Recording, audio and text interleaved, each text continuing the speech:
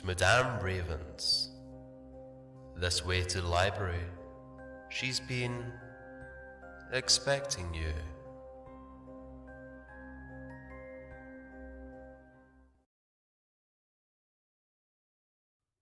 Keep the Boat Rowing by Corpse Child. Whatever you see, whatever you hear, keep the boat rowing. How does that old saying go? Whatever happens, keep the cat turning. Essentially, it means that whatever's going on around you, keep your head down and get the job done. To stay focused on the task at hand and not get distracted. Well, growing up, I was taught a different variant.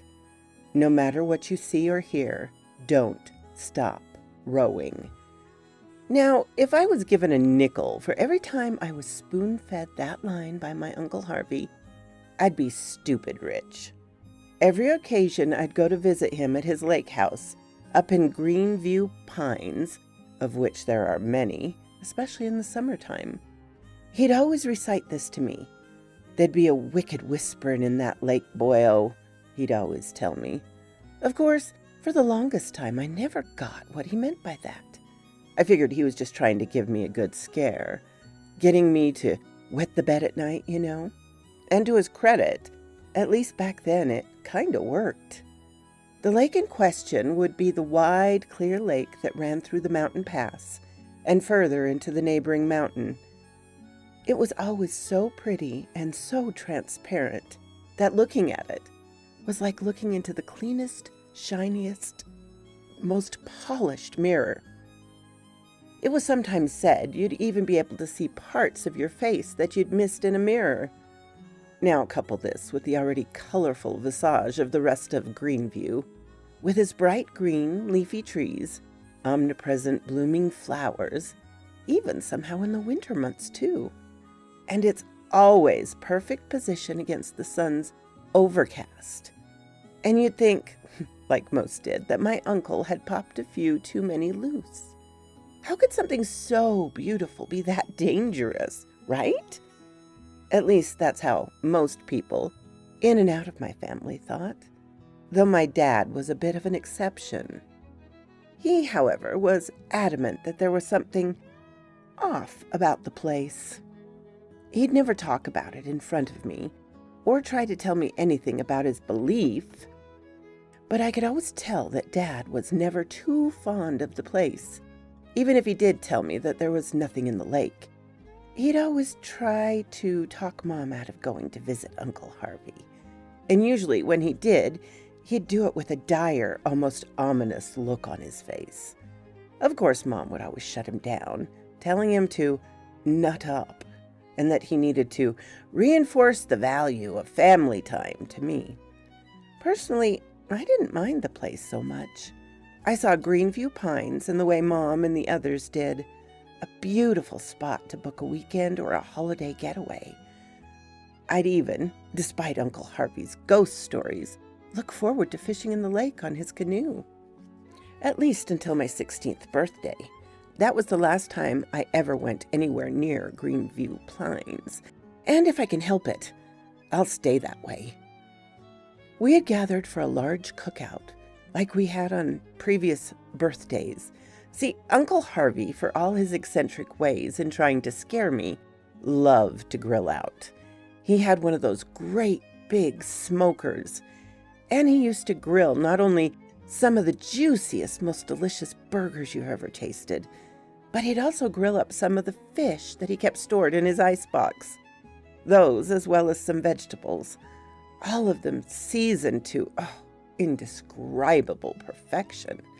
In short, the man was a genius at cooking. The grilled trout in particular was always my favorite.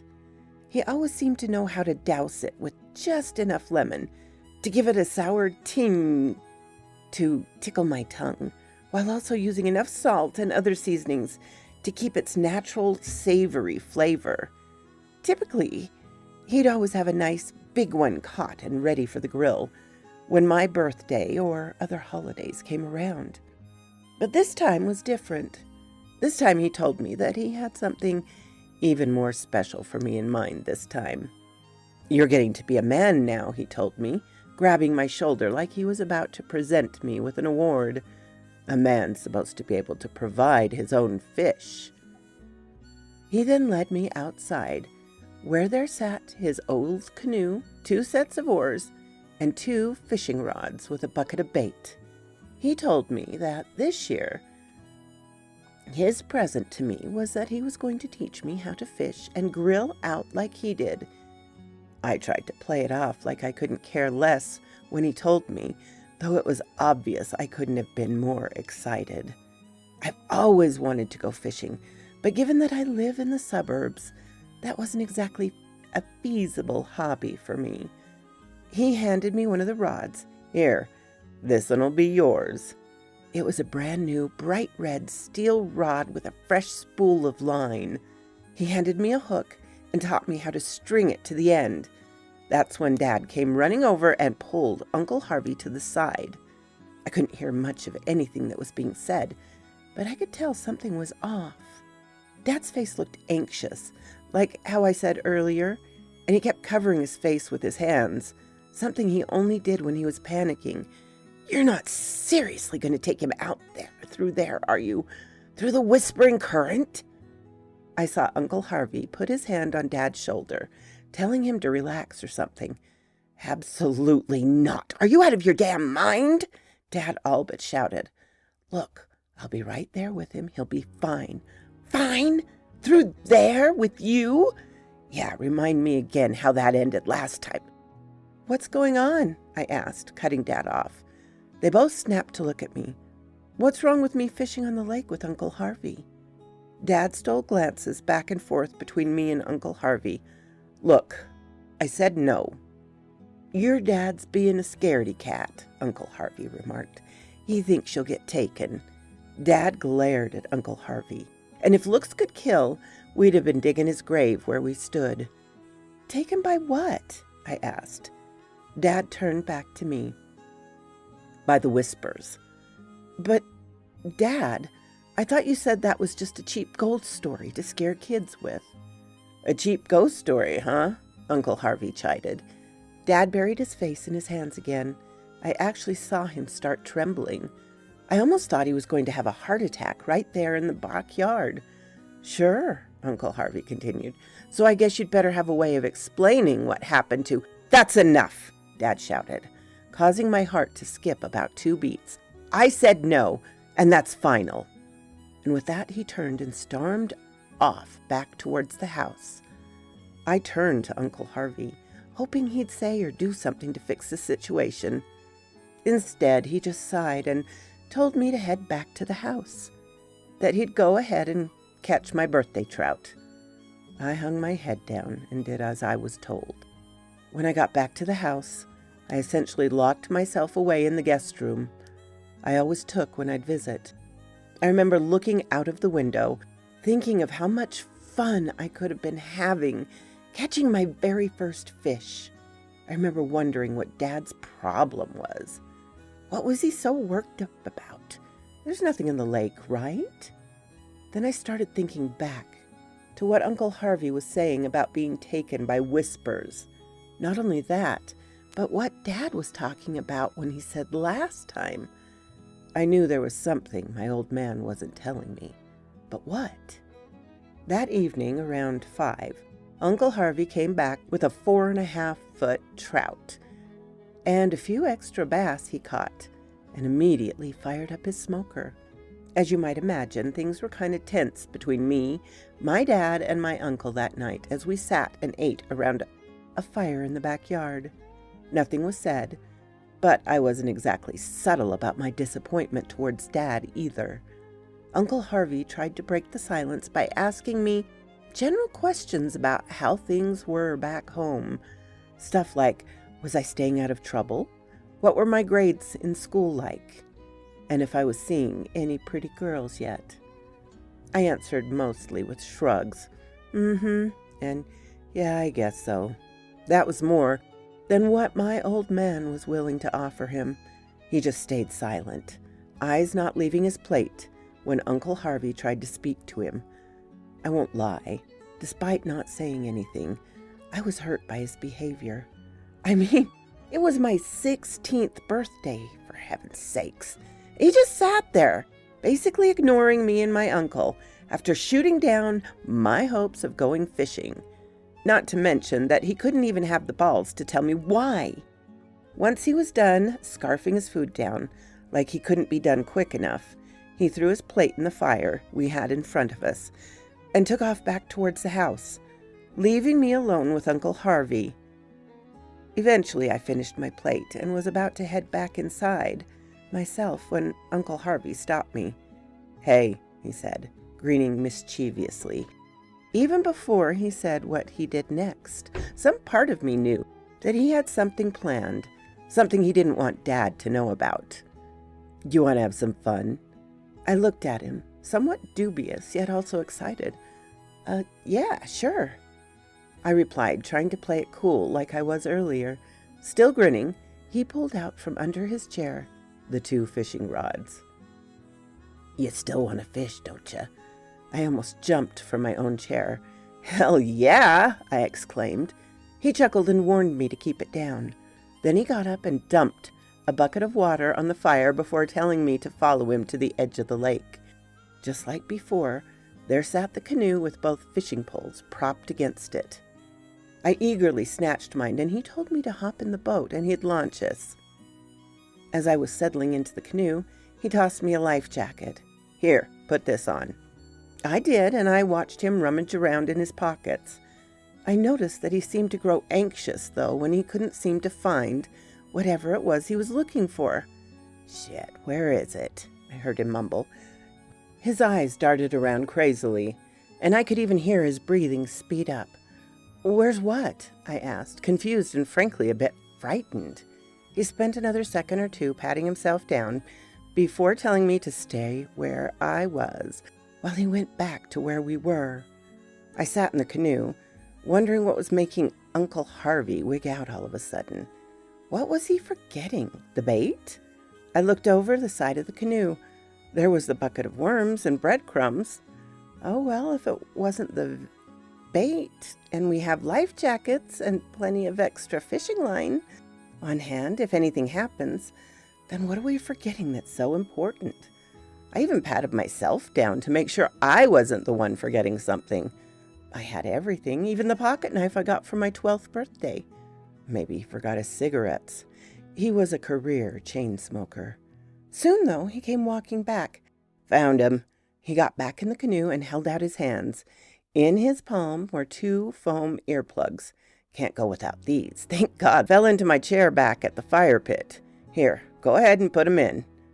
I looked at him for a second, expecting him to bust up laughing and tell me he was yanking my chain or something. But nope, he was dead serious. "Go on," he urged. "Stick 'em in your ears. Trust me, you'll be glad you did." I cocked my eyebrow at him. "Why, though? What are they for?" His face fell into a fearful expression, almost similar to the way Dad's face was before. "For the whisperins," he said, his breath shuddering. I scoffed and chuckled, telling him to stop trying to scare me, that I wasn't 3 years old anymore, and I wasn't afraid of the whisperins. His face stayed the same, utterly petrified. "Look," he said, his voice abruptly deepening. "Either you get those things in your damn ears, boyo, or we can forget about going out on the lake."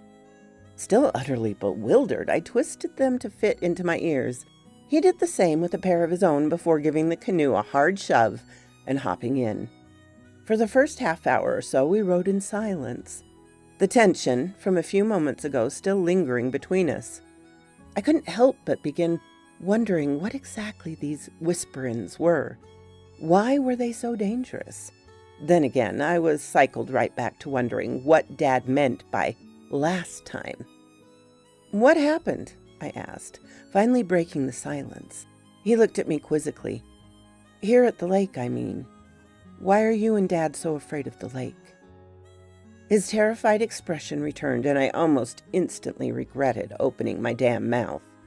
He sighed and said, "Well, back when we were young'uns, your dad and I once knew a couple of kids that we used to play out here in the lake with." He pulled out a pack of his Eagle Greens and lit it. Of course, he didn't forget those. He took a long drag at it before digging into the bucket of bait and stringing a worm to the end of his hook. "Now, like you," he began, "all our folks used to always tell us to be wary of what was out there. And like you and me, and your daddy's head was full of rocks. We figured we knew better." Then he passed the bucket to me, and I began stringing a worm to my own hook while he continued.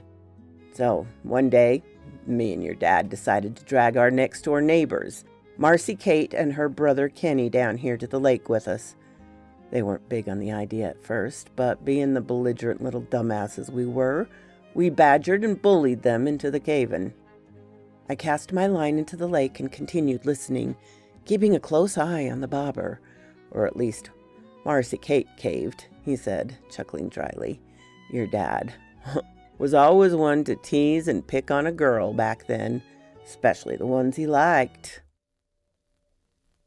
Anyway, so me and him and little Marcy came out to the river and fished for a while." He paused for a moment, losing himself in thought.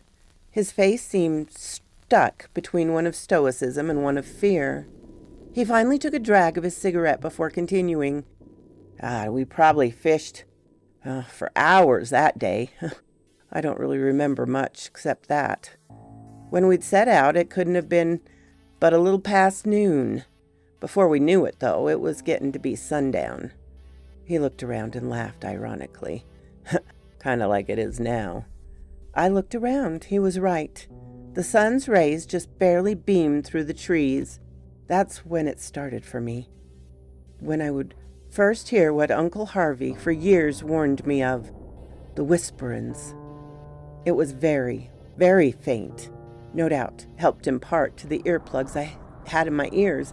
Still, though, I couldn't hear what sounded like a young girl giggling. I did my best to ignore it, though, figuring my mind must be getting too into Uncle Harvey's anecdote. "Marcy Kate wanted to go back," he continued. "She knew. Whispering or not, our folk would tan our hides if we weren't home come nightfall for supper. We knew too, but God forbid me and your dad have any common sense back then. We told her to quit being a prissy little chicken." As he spoke, the giggling sounds increased ever so slightly, sounding like it was getting closer from a distance. "So there we were," he continued, staring into the distance, "sailing along here in the river when suddenly Marcy starts saying that she heard something calling her name. Of course, we didn't hear anything, so we thought she was yanking our chain and trying to get us to turn around. Well, at least at first." He paused again and took another long drag of his cigarette. I began to hear the giggling sound much, much closer now. At one point, I thought I actually heard the same little girl voice calling out to me, "Wesley, Wesley." Eventually, though, Uncle Harvey said, snapping my focus back to him, I started hearing it too. I told him I heard our ma hollering for us. He wasn't buying it, though. He told me I was just trying to be all cute, sticking up for little Marcy like a kiss ass. I tried to tell him, though, that I wasn't playing around here. I heard Ma calling out for us. Finally, I told him to listen, and he'd believe me. So he did, and... He stopped suddenly. What? What is it? I turned to him, his face increasing with a sense of alarm, of dread. It's nothing, I replied, not sure what I was hearing was actually happening. His face sunk further. He asked me again what I was listening to. I told him, as skeptically as possible, that it was nothing, that I thought I might have heard a voice saying my name. I almost instantly regretted saying that because he immediately kicked into overdrive, taking up the oars and began hastily rowing us back to the bank. Grab your pedal. Start rowing, boy. I remained still. I was, in a way, stuck. The sound was now shifting to a deeper pitch, a familiar pitch. Wesley, Wesley, Wesley. Dad? It was right on top of me now. I started turning to look for who or where it was coming from. It wasn't just some distorted mimicry either. No, this sounded just like my old man. It sounded so vivid, so clear. It was like it was coming from right beside me in the boat. Wesley, it's time to come home. Snap out of it, boy, Uncle Harvey barked, jolting my focus back to him. Grab those oars and get rowing now. Stupor broke. I took up my set and began paddling along with him. It wasn't long, though, before the whisperings were kicking up again. I was hearing Dad's voice, clear as a sunny day, telling me to come home. I remember being, among other things, completely confused, lost. What was he talking about? We're heading home now. Why was he saying? Wesley, Uncle Harvey shouted again. I found myself being jolted awake again. I'd somehow gotten too caught up in my thoughts that I couldn't even realize I'd frozen up again. I quickly shook my head and rubbed my eyes before resuming rowing. I started rowing frantically, like how Uncle Harvey was now. Stop rowing! Come home, Wesley! Come home! What do you mean? I was so caught up that I almost didn't realize I'd actually said that out loud. Still paddling furiously, Uncle Harvey shouted at me to ignore it. You ignore anything you're seeing or hearing. It ain't real, you hear? Just keep rowing. My heart started speeding up. I kept rowing as hard as my arms would allow. The entire time, though, the voice, Dad's voice, kept ringing in my ears, telling me to stop rowing, to come home. Eventually, I felt something on my shoulder. It felt warm, like a large hand had just grabbed it. My head snapped to look, seeing no one. Before I get the chance to ask myself what that was, though, Dad's voice boomed in my ears. I said it was time to come home, boy. You better mind what I say. Now I was getting scared. I mean, yeah, okay, it wasn't real, but it sounded so much like him that I was losing my ability to tell the difference. My lungs felt like they were starving with panic, and my vigorous rowing caused me to start gasping like the actual fish in the lake. I felt the warm feeling of my shoulder being grabbed again. It was tighter this time, feeling the same way my dad grabbed my shoulder when he was having a serious conversation with me. When I looked again, my blood froze solid. Beside me in the boat, somehow resting on the edge, was my old man. Again, this wasn't some cheap imitation of him. No, this was my father. Every detail of him, from his balding hairline to his bushy eyebrows, his perpetual 5 o'clock shadow, and even the stone-cold stare he wore whenever he was giving me an order. All of it, a perfect match to him. He sat on the edge of the boat, yet didn't lean over like it should have with his weight. He opened his mouth and I heard his voice boom again. Come on home, son. Now! It sounded just like the tones he used when he was saying it for the last time nicely, and that the next time he had to say it would likely involve the belt and my butt. This sent chills down my spine. If that wasn't him, then why did it look and sound exactly like him? Come on, we're going home, he repeated again, gesturing his head over the edge of the boat where he sat. Suddenly I saw him lean over and disappear into the lake. Wait! I exclaimed, almost out of reflex than anything else. Come on, Wesley. Now! I felt the overwhelming urge to move, to go to the side of the boat. Gazing over the side of the boat, I could see him staring back at me, waving his hand to join him in the lake. From deeper in the lake, I saw a blinding yet beautiful ball of light take shape, and he began to sink down towards it, waving for me to follow him, to come home. Before I knew it, I saw the light getting closer. Everything seemed calm now, still and quiet. The change was so sudden, so abrupt, that my mind must not have processed it. It didn't matter to me, though. Everything was calm. Everything was fine. I was approaching the light. Dad was farther ahead, also approaching the light.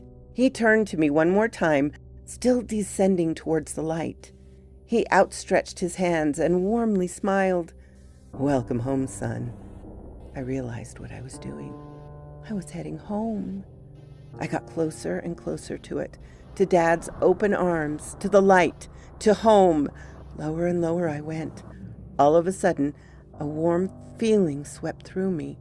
Starting at my face, it got hotter and hotter the closer I got to the light. The closer I got, the more I saw that its blinding aura started to dim. I could stare straight at it now without hurting my eyes. This effect diminished its beauty, yet it still was so hypnotic. I couldn't turn away. I couldn't resist continuing towards it. I was so close to it. Dad's smile grew. I was almost there, almost home. Closer, closer. The light began to morph. I could see something inside of it. It was more light moving and dancing wildly about. I realized, noticing how close I got, the warmer it seemed to get, that they were flames. Fire? But how? How can there be fire underwater? Then I saw Dad sink further and further into the light, into the flames. His skin slowly began to char and flake away until only his skeleton remained. Then again I heard his command. Even with all of his flesh burned away, it was still his voice, a perfect match. That was when my curiosity was devoured by raw panic. I began flailing violently, trying my damnedest to pull myself away from the light. It was useless, however. No matter how much I tried to kick and claw myself away, it seemed to gain on me. I could feel the scorching of the flames singe the back of my feet. "You'd better stop running, Wesley."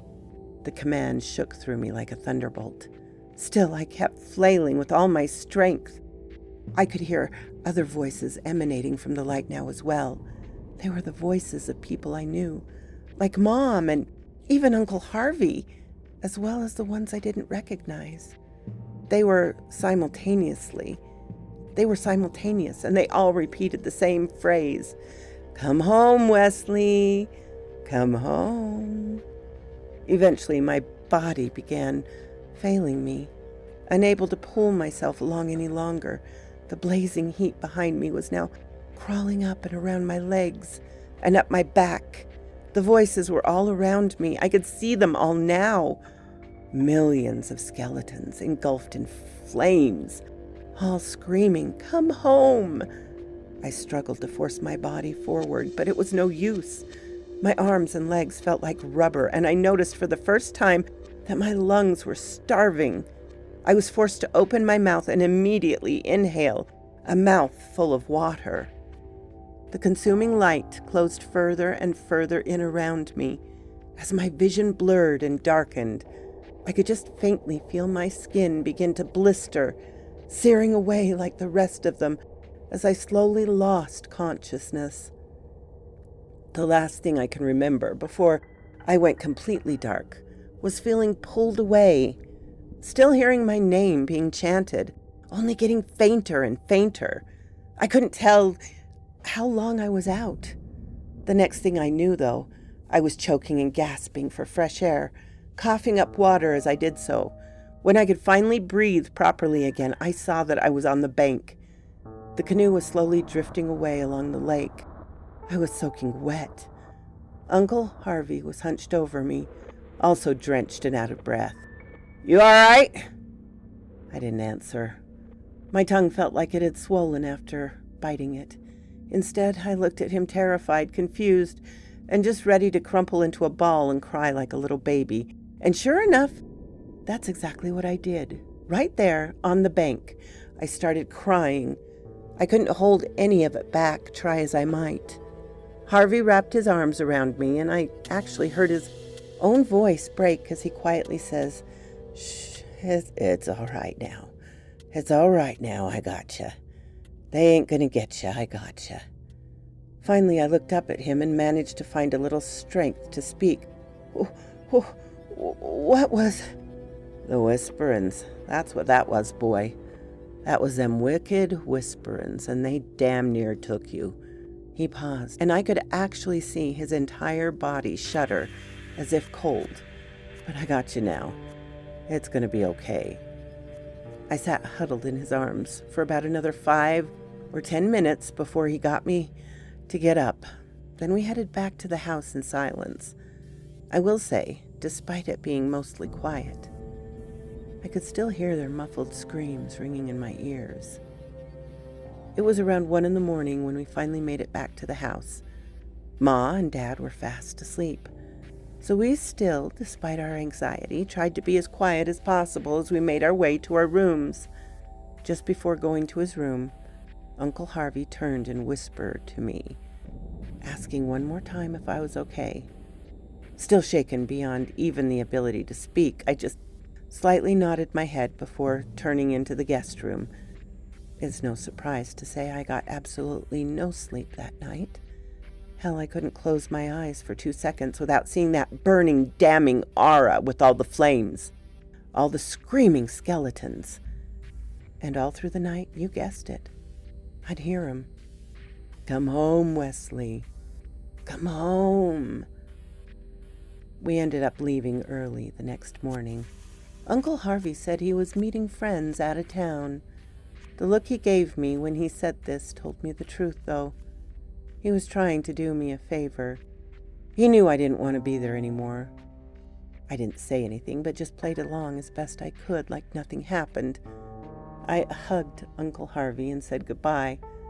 The last thing he said to me was, "Stay safe, you hear?"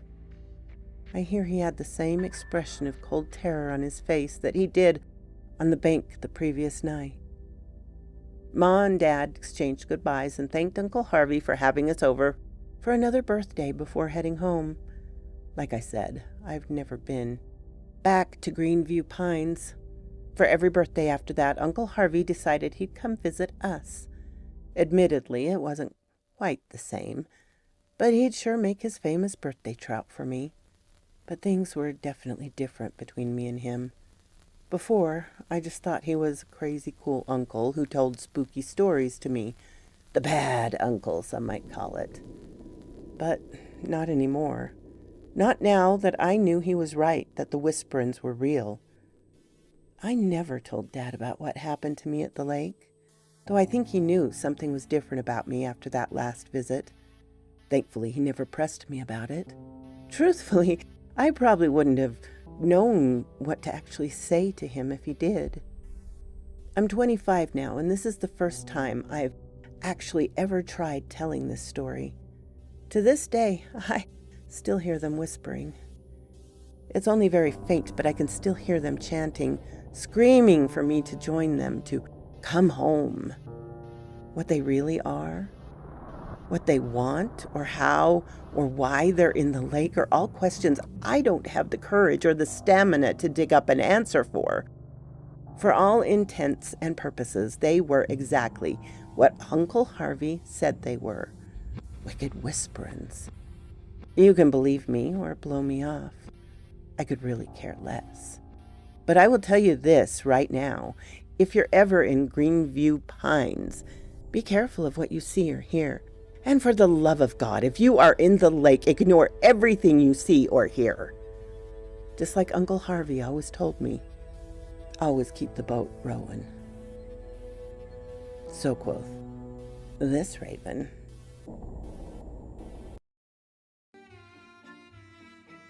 Thank you so kindly for stopping by my chateau, my darlings. It does mean so much to me. Please, if you have not subscribed, as many of you have not, please do so. Give me a like so I know what you would like to hear. And comment. I always love to read your comments. And special thanks to my Patreon and membership supporters. Ciao, darlings.